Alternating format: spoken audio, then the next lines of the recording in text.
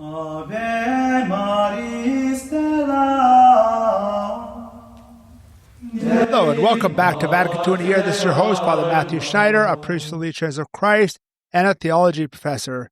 This is a podcast on the StarQuest Production Network at sgpn.com. Today we're on day 282 and we're covering Presbyterium Ordinis 10 on the shared mission of all priests. If you want to follow along, we have a reading plan and more details at sgpn.com/Vatican.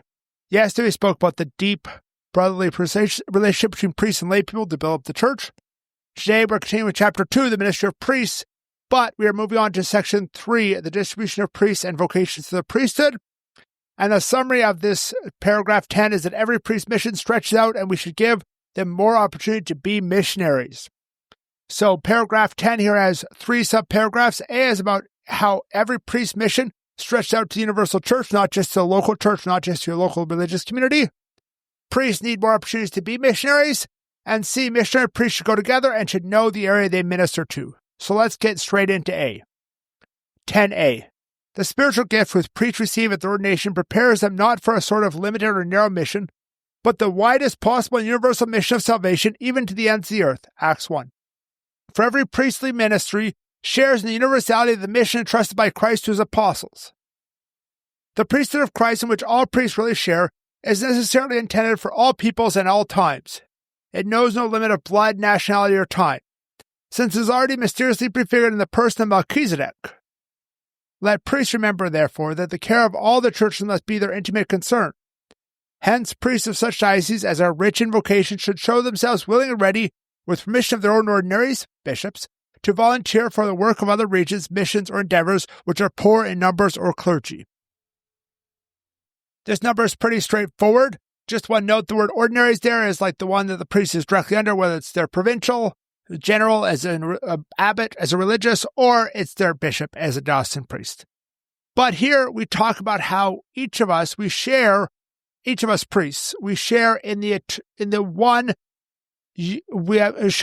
priesthood of Jesus. And because we share in the one priesthood of Jesus, the priesthood of Melchizedek, the one priest who is for all, we have a mission for the entire world, not just for this local area. Now, obviously, for the distribution of priests, most diocesan priests are going to serve in the local area. If you get ordained for the diocese of, Springfield, Massachusetts, you're probably going to serve in Springfield, Massachusetts most or all of your life. There's a certain chance you might go to whatever seminary that Springfield sends the seminarians to teach or work there a little bit or things like that, but you're generally going to be serving Springfield.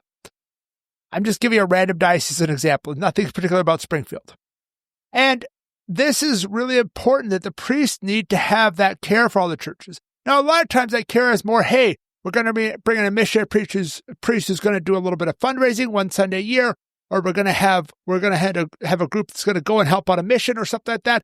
But we really have to have that attitude as a church for those types of people, for all those people, because there is this one universal mission of the church. So that is the first one. Now, going on to 10b, priests need more opportunity to be missionaries. Let's read it. B. Present norms of incarnation and excarnation should be revised that while the H institution still remains intact, they will better correspond to today's pastoral needs. Where a real apostolic spirit requires it, not only should a better distribution of priests be brought about, but there should also be favored such particular pastoral works as necessary in any region or nation anywhere on earth. To accomplish this purpose, there should be set up international seminaries, special personal dioceses or prelatures, vicariates, and so forth. By marriage admits, according to their particular statutes, and always saving the right of bishops, priests may be trained and incarnated for the good of the whole church. So this paragraph needs a few terms for explanation. So incarnation is what every priest must be. They must be incarnated into a religious community, society of apostolic life, or diocese. Now, the majority of priests are into a diocese, but like, for example, I am incarnated into the Elite Church of Christ. And so, but there is a thing called excarnation. Let's say, for example, a priest from, let's use different dioceses, Rochester, New York, has gone down to Guatemala a few years for missions and started working there full time and now wants to switch. So he's incarnated Guatemala to mission to the people in Guatemala because they're needing priests there. He has to be excarnated from the diocese of Rochester, New York, and simultaneously incarnate into the diocese in Guatemala, whatever one that is. And those type of things are how it works. So all priests, we don't have what they used to be called vagrant priests. That's not allowed anymore, where priests would not have responsibility to anyone. Every priest who's there has to have responsibility to a religious superior in an approved community or a bishop as the one who's above them. We can't just be priests on our own apart from that system. And so that's what excarnation refers to. It refers to priests that are incarnated or held in a diocese, and then excarnation is the opposite, which is not laicization, which is different. You're removed from the clerical state. Here, you're just taken off the roster of this diocese, put onto the roster of another diocese, for lack of a better description. And the other term here is this idea of perpetual diocese of prelators/vicariates. So prelators and vicariates are generally what we have before we have a diocese in a missionary area.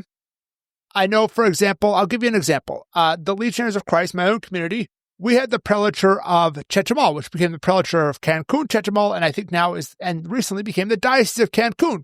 Because when we took it over, back like in the 60s or early 70s, I forget the exact year, Cancun was a fishing village of like 200 people. And this was really a mission territory. There was no real big cities. It was all kind of these Mayans all throughout these little towns and villages.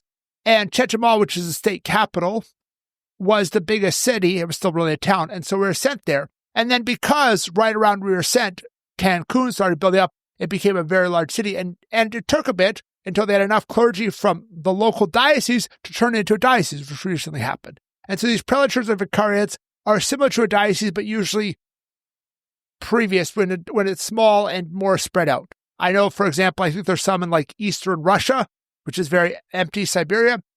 And there could also be personal prelatures, like Opus Dei is a personal prelature. The head of it is the bishop, and the priests of Opus Dei are incarnated into that personal prelature. That's a slightly different system. But the idea that they're getting here in this last part is this idea of we have seminaries or specific institutions where people train to be priests, but diocesan priests in mission territories. And so this is a slightly different idea, but it is an interesting idea to think about as a possibility. I'm not sure if there's any particular seminaries that do this precisely, but this would be a good idea. So what it wants to do here, obviously with the incarnation, is it wants to make that easier, especially for priests who are thinking of missions. It's not necessarily make it easier for a priest who doesn't like the bishop and wants to move to the neighboring diocese, or a priest who, for whatever reason, all his family moved 2 states over, so he wants to move to be with his family. It's not necessarily getting those ones is not the goal of it, but the idea here is to have this idea so they can have priests can excarnate from a diocese which has tons of vocations to go to a diocese where it's more needed, a mission diocese or a mission prelature vicariate or mission vicariate.